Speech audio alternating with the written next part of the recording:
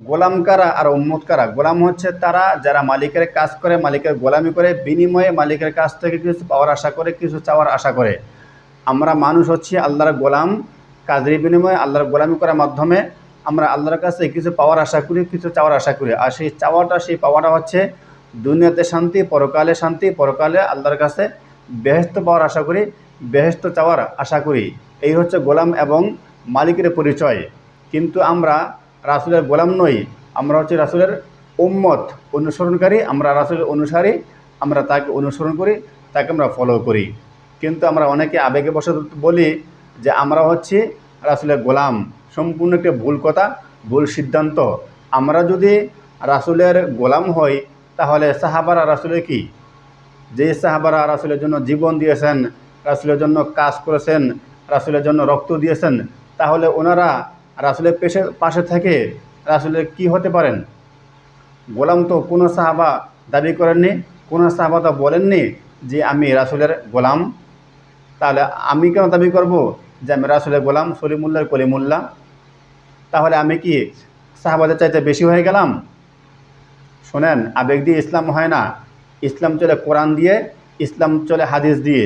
কোনো কথা বলতে হলে, ইসলামের মধ্যে কোনো কাজ করতে হলে কোরআন থাকতে হবে, হাদিস থাকতে হবে। যেখানে সাহাবারা বলেননি আমি রাসূলের গোলাম, তাহলে আমি কেন বলবো যে আমি রাসূলের গোলাম? একটি ভুল সিদ্ধান্ত, একটি ভুল কথা। আবেগ দিয়ে ইসলাম হয় না, ইসলাম চলে কোরআন দিয়ে, হাদিস দিয়ে। এর বিনিময়ে যে আমরা কাজের বিনিময়ে আল্লাহর কাছে কিছু চাই, এর বিনিময় হচ্ছে মাজার পূজা। যারা মাজারে সেজদা করে, মাজার পূজা করে, ওখানে গিয়ে বলে, অনেকে ওখানে গিয়ে তারা মাজারের কাছে কিছু পাওয়ার আশা করে, কিছু চাওয়ার আশা করে।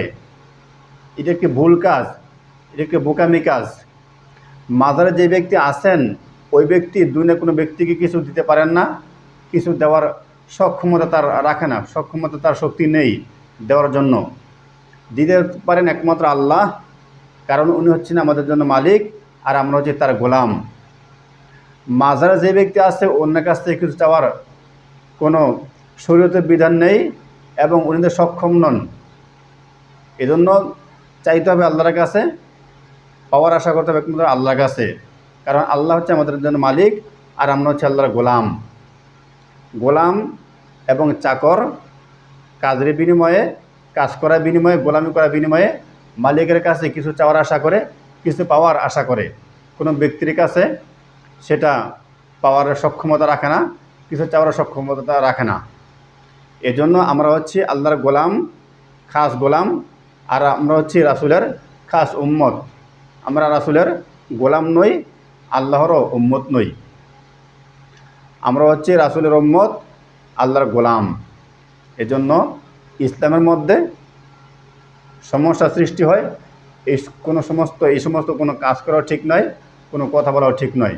কথা বলতে হবে কোরআন দিয়ে, হাদিস দিয়ে, ভেবে চিনতে, যাতে করে সমাজে ফিতনা সৃষ্টি না হয়, ইসলামের কোনো সমস্যা না হয়।